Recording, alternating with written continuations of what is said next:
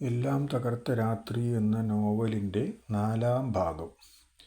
ആദ്യ നോട്ടങ്ങളിലൊന്നും കത്രീനായെ പുറത്ത് കണ്ടില്ല. കാട്ടുപന്നിയുടെ രോമമെല്ലാം കത്തിച്ചു കളഞ്ഞ് ചിരട്ടപ്പൂളുകൊണ്ട് വടിച്ച് തൊലിയൊക്കെ കളഞ്ഞ് കഷണങ്ങളാക്കി. അത് കഴിഞ്ഞപ്പോഴേക്കും അടുക്കളയിൽ നിന്നും പാത്രവുമായി കത്രീന വന്നു.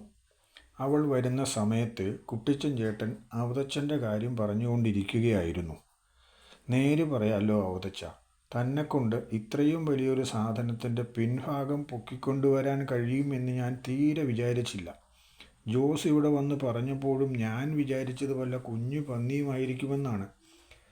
ഇത് വലിയ മുട്ടൻ ഒറ്റയാനല്ലേ, കണ്ടില്ലേ, തൂക്കം 1 കിൻഡലിന് മുകളിലാണ്. അതിൻ്റെ ഒരു തലയ്ക്കൽ പിടിച്ചു കൊണ്ടുവരണമെങ്കിൽ ഒരുമാതിരിപ്പെട്ട ഒരുത്തനെ കൊണ്ട് കഴിയില്ല. രാമന് പിന്നെ അത് നല്ല പരിചയമാണ്. രാമൻ ഇതിനു മുമ്പ് ഇതുപോലെ എന്തെല്ലാം പണി ചെയ്തതാണ് എന്ന വിവരം കുട്ടിച്ചൻ ചേട്ടൻ അറിയില്ലാത്തത് കൊണ്ടല്ലേ. വിറക് കീറൽ മുതൽ ചുമടെടുപ്പ് വരെ ഏതാണ്ട് എല്ലാ പണിയും ഈ അവത ചെയ്തതാണ്.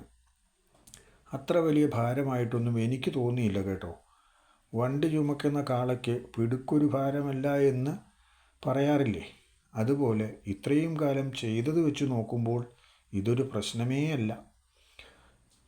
ഇനിയും ഇത്തരം സാഹചര്യങ്ങളിൽ എന്തെങ്കിലും ആവശ്യമുണ്ടെങ്കിൽ എന്നോട് പറഞ്ഞാൽ മതി, ഞാൻ കൂടാം.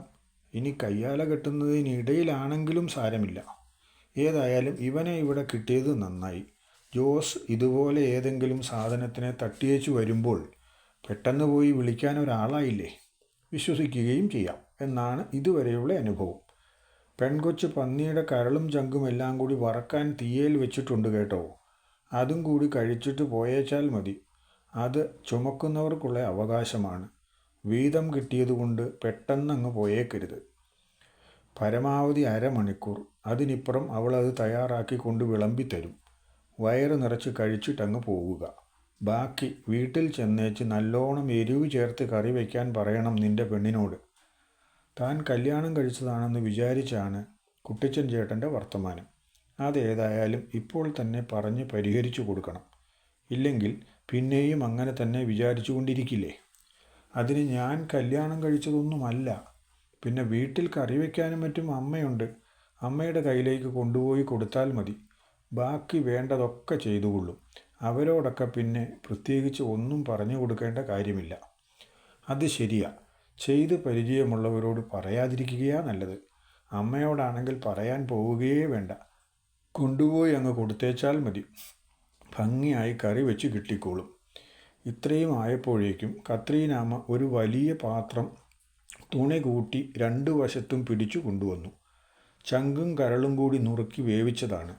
ഒരു മുഴുത്ത ചെരുവത്തിൽ നിറയെ. ചെരുവം അവിടെ കൊണ്ടുവന്ന് വെച്ചിട്ട് അവതച്ചനെ ഒന്ന് നോക്കിയേച്ച് കത്രീനാമ്മ തിരിച്ചുപോയി. കുരുമുളകും ചേർത്ത് ഭംഗിയായി വഴറ്റി റെഡിയാക്കി കൊണ്ടുവന്നിരിക്കുകയാണ്. രാമനും അവതച്ചനും കുട്ടിച്ചൻ ചേട്ടനും ജോസും കഴിക്കാനിരിക്കാൻ തുടങ്ങുമ്പോഴേക്കും അനിയൻ ബേബിയും സ്ഥലത്തെത്തി. ജോസിൻ്റെ അനുജൻ ബേബിക്ക് സ്വന്തമായി ഇഞ്ചി കൃഷിയാണ്. അവരുടെ പറമ്പ് കയറ്റപ്പുറമായതുകൊണ്ടും ധാരാളം കല്ലുള്ള സ്ഥലമായതുകൊണ്ടും കുറച്ചകലെ ഒരു വയൽ പാട്ടത്തിനെടുത്താണ് ഇക്കൊല്ലം ബേബിയുടെ ഇഞ്ചി കൃഷി. വെള്ളം കയറാത്ത വയലാണോ എന്ന് നോക്കിയിട്ടാണ് ബേബി പാട്ടത്തിന് അഡ്വാൻസ് കൊടുത്തത്. വയനാട്ടിലെ പോലത്തെ മണ്ണാണ് അവിടം. അതുകൊണ്ട് നേരത്തെ തന്നെ കിളച്ച് റെഡിയാക്കിയിടും. കട്ടയൊക്കെ പൊട്ടിച്ച് ഇഞ്ചിക്കണ്ടം വെട്ടാൻ തയ്യാറാക്കിയിട്ടിരിക്കുന്ന സ്ഥലത്താണ് മഴ പെയ്ത് കഴിയുമ്പോൾ ഇഞ്ചിക്കണ്ടം തയ്യാറാക്കുക. നേരത്തെ മുതലേ ബേബിക്ക് ഇഞ്ചി കൃഷിയാണുള്ളത്. അതുകൊണ്ട് അതിൻ്റെ വരും വരായികകൾ നന്നായി അറിയാം. ചില കൊല്ലങ്ങളിൽ നഷ്ടം വരാറുണ്ട്. എന്നാലും ഭൂരിപക്ഷം വർഷങ്ങളിലും ലാഭമാണ്. നഷ്ടം വരുന്ന വർഷത്തെ കാര്യം ബേബി അങ്ങ് മറക്കും. ഇക്കൊല്ലം ഇഞ്ചി നല്ല തകർപ്പനാണ്. കരിം പച്ച നിറത്തിൽ ഇപ്പോൾ തന്നെ 8ഉം 10ഉം അകപൊട്ടി നിൽക്കുന്ന ഇഞ്ചിച്ചൂടുകൾ കണ്ടാൽ ആർക്കും കൊതി വരും. പക്ഷേ കൊതിച്ചിട്ട് കാര്യമില്ല. അതിൻ്റെ നേട്ടം മുഴുവൻ ബേബിക്ക് മാത്രമേ കിട്ടൂ. വീട്ടിൽ നിന്ന് വാങ്ങുന്ന പണം അതേപടി തന്നെ തിരിച്ചങ്ങോട്ട് കൊടുക്കും. ബാക്കിയുള്ളത് ബേബി സ്വന്തം ആവശ്യത്തിന് ചെലവാക്കും. എന്നാൽ ഒരു അനാവശ്യ കാര്യങ്ങൾക്കും അവൻ പണം ചെലവാക്കുകയുമില്ല. ഇടമുളയിൽ കുട്ടിച്ചൻ്റെ മക്കൾ അങ്ങനെയാണ്. ആഴ്ചയുടെ 2ാമത്തെ ദിവസം തന്നെ ബേബി വയലിലേക്ക് പോകുന്നതാണ്. പിന്നെ മിക്കവാറും വരുന്നത് ശനിയാഴ്ച വൈകുന്നേരം ആയിരിക്കും. ഞായറാഴ്ചത്തെ പള്ളിയിൽ പോകാനാണ് പ്രധാനമായും വരുന്നത്. അത് കഴിഞ്ഞ് അമ്മച്ചി ഉണ്ടാക്കി കൊടുക്കുന്ന കപ്പയും പോത്തുകറിയും കഴിച്ചിട്ട് തിങ്കളാഴ്ച രാവിലെ തന്നെ അവൻ വീണ്ടും പണിസ്ഥലത്തേക്ക് പോകും. 6 ദിവസം പണിസ്ഥലത്തും 1 ദിവസം വീട്ടിലുമായിട്ടാണ് ബേബിയുടെ ഒരാഴ്ച. അന്ന് രാവിലെ പോയതല്ലേ ഉള്ളൂ. അതുകൊണ്ട് ഒരു കാരണവശാലും ബേബി വരുമെന്ന് തീരെ പ്രതീക്ഷിച്ചതല്ല. എന്തായാലും ബേബിയും കൂടി വന്നപ്പോഴേക്കും കുട്ടിയച്ഛന് ഇരട്ടി സന്തോഷമായി. വാഴയിലയിൽ ഇടുന്നതിന് മുൻപ് പാത്രത്തിൽ നിന്നും 2 കഷ്ണം എടുത്ത് കഴിച്ചുകൊണ്ടിരിക്കുന്നതിനിടയിൽ കുട്ടിയച്ഛൻ ചോദിച്ചു, എടാ ബേബി, നീ സാധാരണഗതിയിൽ ശനിയാഴ്ചകളിലല്ലേ വരാറുള്ളൂ? ഇന്നിവിടെ പന്നിയെ കിട്ടുന്ന വിവരം നിന്നോടാരെങ്കിലും പറഞ്ഞോ? അതോ നിന്റെ മനസ്സിൽ അങ്ങനെയെങ്ങാനും തോന്നിയോ? പണ്ടേ നീ ഒരു തീറ്റപ്രാന്തനാണല്ലോ. ഇവിടെ കിട്ടുന്നത് പലപ്പോഴും നിനക്ക് കിട്ടുന്നില്ല എന്നൊരു പരാതിയുമുണ്ടല്ലോ. ദൈവം തമ്പുരാൻ മനസ്സിൽ തോന്നിച്ചു കാണും. അതാണ് അവൻ കൃത്യസമയത്തെത്തിയത്. അങ്ങനെയാണോടാവുകയെ? മക്കളോടാണെങ്കിലും കുട്ടിയച്ഛൻ ചേട്ടൻ്റെ ചില നേരത്തെ സംസാരം സുഹൃത്തുക്കളോട് പറയും പോലെയാണ്. അപ്പനും മക്കളും തമ്മിലുള്ള സംസാരത്തിൽ എല്ലാം പരസ്പരം പറയാനുള്ള സ്വാതന്ത്ര്യം അയാൾ മക്കൾക്ക് കൊടുത്തിട്ടുണ്ട്. വിളിക്കുന്നത് പോലെ തന്നെയുള്ള സൗഹൃദം അവരുടെ ഇടയിലുണ്ട് താനും. ഇവിടെ പന്നിയെ കിട്ടിയ വിവരം ആരും പറഞ്ഞിട്ടൊന്നുമല്ല ഞാൻ പോകുന്നത്. എനിക്ക് അവിടെ ഇച്ചിരി കാശിന് അത്യാവശ്യം വന്നു. 1-2 കണ്ടത്തിൽ ചെറുതായി പഴുപ്പ് കണ്ടതുപോലെ തോന്നുന്നു. മരുന്നടിക്കാതിരുന്നാൽ ശരിയാവില്ല. രോഗം പടർന്നു പിടിച്ചെങ്കിൽ മൊത്തം ചീഞ്ഞു പോകും. മുടക്കിയത് മുഴുവൻ വെള്ളത്തിൽ പോകും. അതുകൊണ്ട് മരുന്നടിക്കാൻ അപ്പനോട് കുറച്ച് കാശ് വാങ്ങി പോകാനാണ് ഞാൻ വന്നത്. വന്നത് നല്ല സമയത്തായി എന്ന് മാത്രം. നിന്റെ കയ്യിലുണ്ടായിരുന്നത് മുഴുവൻ തീർന്നു കാണുമല്ലേ? സാരമില്ല, നീ കഴിക്കുക, നമുക്ക് പരിഹാരമുണ്ടാക്കാം.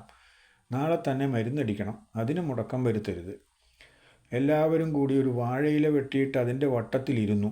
കൊണ്ടുവന്നത് അപ്പാടെ ഇലയിലേക്ക് കുടഞ്ഞിട്ട് പാത്രം മുറിയുടെ അരികത്തേക്ക് നീക്കി വച്ചു. ഇതിൻ്റെ കൂടെ ലേശം മറ്റവനും കൂടെ വേണ്ടതായിരുന്നു. സംഗതി കുശാലായേനെ. ഇപ്പോഴായതുകൊണ്ട് കിട്ടുകയില്ല. കുറച്ചുകൂടി കഴിഞ്ഞാൽ നമ്മുടെ രാമൻ തന്നെ കൊണ്ടുവന്നേനെ. അവൻ്റെ വീടിനടുത്തുണ്ട്. പക്ഷേ വൈകുന്നേരമാണെങ്കിലേ കിട്ടുകയുള്ളൂ. അവതച്ചൻ കഴിക്കുമല്ലോ അല്ലേ? തനിക്ക് ആ സാധനം കണ്ണെടുത്താൽ കണ്ടുകൂടാ എന്ന വിവരം പറയാൻ പറ്റിയ സാഹചര്യമാണ്. ഇല്ലെങ്കിൽ പിന്നെ എപ്പോഴെങ്കിലും അത് വാങ്ങിക്കൊണ്ടു വന്നാൽ വിളിക്കും. ചിലപ്പോൾ നിർബന്ധിക്കുകയും ചെയ്യും. അതുകൊണ്ട് ഇപ്പോൾ തന്നെ ആ വിവരം അവതരിപ്പിച്ചേക്കാം. ഞാൻ എങ്ങും കുടിക്കുകയില്ല. എനിക്കത് ഇഷ്ടവുമില്ല. ചെറുപ്പത്തിൽ എപ്പോഴോ ഒരു തവണ നോക്കിയിട്ടുണ്ട്. അന്നോടെ ഞാൻ അത് മതിയാക്കി. പിന്നെ വീട്ടിൽ അമ്മച്ചിക്കാണെങ്കിലും ആ സാധനത്തിൻ്റെ പേര് പറയുന്നത് കേൾക്കുമ്പോൾ കലിയാണ്. വിഷമിട്ട നാടൻ ചാരായം കുടിച്ചതുകൊണ്ടാണ് അപ്പൻ എൻ്റെ ചെറുപ്പത്തിലേ മരിച്ചു പോയതെന്നാണ് അമ്മ പറയുന്നത്. അതുകൊണ്ടാണ് പോലും എനിക്ക് അന്ന് മുതൽ കൂലിപ്പണിക്ക് പോകേണ്ടി വന്നത്. അതുകൂടി കേൾക്കുമ്പോൾ പിന്നെ അത് മോന്താൻ തോന്നുകയില്ല. ഇഷ്ടമില്ലെങ്കിൽ ഒരു കാരണവശാലും കുടിക്കാൻ പോകരുത്. അങ്ങനെയുള്ളവരെ നിർബന്ധിക്കുന്നതും തെറ്റാണ്. മാത്രവുമല്ല, ഒരുത്തൻ കുടിക്കാതിരുന്നാലേ മറ്റവനാ ലാഭം. അവൻ അതുകൂടി കുടിക്കാം. അങ്ങനെ ഒരു ശാസ്ത്രവും കൂടി അതിൻ്റെ പിന്നിലുണ്ട്. അതുകൊണ്ട് കുടിയന്മാർ ഒരിക്കലും വേണ്ടാത്തവരെ നിർബന്ധിക്കുകയില്ല. ഇഷ്ടമില്ലെങ്കിൽ കുടിക്കണ്ടടാവേ. അതുതന്നെയാണ് അതിൻ്റെ ശരി. നിന്റെ അമ്മ പറഞ്ഞതും ചിലപ്പോൾ ശരിയായിരിക്കും. എന്നാൽ ഞാൻ ചെറുപ്പം മുതലേ അടിക്കാറുണ്ട്.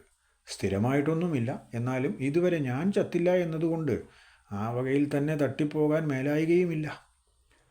വർത്തമാനം പറഞ്ഞിരുന്ന് 5 പേരും കൂടി വാരിയും പെറുക്കിയും എല്ലാം തിന്നു. ഇലയിലിട്ടിരുന്നത് മുഴുവനും തീർത്തു. കൊണ്ടുവന്നപ്പോൾ കുറേ കൂടുതലുള്ളതായി തോന്നിയതാണ്. എല്ലാവരും കൂടി പെറുക്കി കഴിച്ചപ്പോൾ പെട്ടെന്ന് അങ്ങ് തീർന്നു. അതാണ് അതിൻ്റെ ഒരു പ്രത്യേകത. അതിനു വേണ്ടി തന്നെയാണെന്ന് തോന്നുന്നു ഒരുമിച്ച് വാഴയിലേക്ക് ഇടുന്നത്. ഇലയിലെ തീർത്തെഴുന്നേറ്റ് കൈ കഴുകിയ അവതച്ചൻ തൻ്റെ വീതം കിട്ടിയ ഇറച്ചിയും എടുത്തൊരു പാളയിൽ കെട്ടി തൂക്കി പിടിച്ചുകൊണ്ട് വീട്ടിലേക്ക് പോകാനിറങ്ങി. നാളെ പണി മെനക്കെടരുത്. കൂട്ടുകാരോട് വിവരം പറഞ്ഞേക്കണം. ഇന്നത്തേതുപോലെ അവന്മാരുഴപ്പരുത്. പറഞ്ഞ ദിവസത്തിന് പണി തീർക്കാതിരിക്കാൻ പറ്റില്ല. ഞാൻ ഓർമ്മിപ്പിച്ചു എന്നേ ഉള്ളൂ. ഞാൻ പോകുന്ന വഴിക്ക് തന്നെ അവന്മാരെ കണ്ട് വിവരം പറഞ്ഞേക്കാം.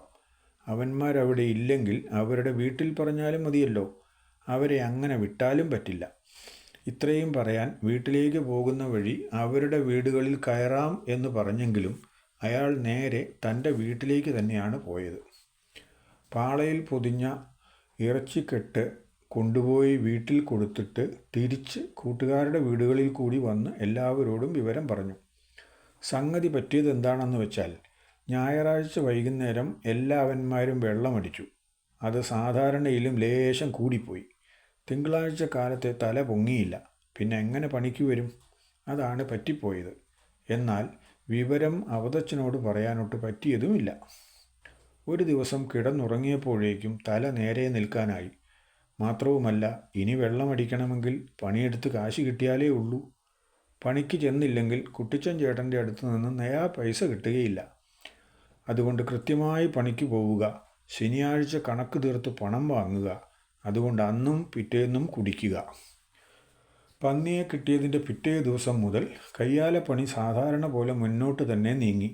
കത്രീനാമ്മ കാപ്പി കുടിക്കാൻ വിളിക്കാൻ വരികയും അവതച്ചനുമായി തമ്മിൽ കാണുകയും പരസ്പരം ആശയങ്ങളൊക്കെ കൈമാറുകയും ചെയ്തുകൊണ്ടിരുന്നു. ദിവസങ്ങൾ മുന്നോട്ട് പെട്ടെന്ന് നീങ്ങിപ്പോയി. കുട്ടിച്ചൻ ചേട്ടൻ്റെ പറമ്പിലെ കയ്യാലപ്പണി തീരാറായി. പറമ്പിൻ്റെ കാര്യം ഭംഗിയായതുപോലെ തന്നെ കത്രീനയുടെയും അവതച്ചൻ്റെയും പ്രണയത്തിൻ്റെ കാര്യവും ഭംഗിയായി. പക്ഷേ ഇനിയുള്ള കാര്യമാണ് പ്രശ്നം. എല്ലാവരും കേൾക്കുകയും സബ്സ്ക്രൈബ് ചെയ്യുകയും മറ്റുള്ളവർക്ക് പരമാവധി ഷെയർ ചെയ്ത് കൊടുക്കുകയും ചെയ്യണം കേട്ടോ.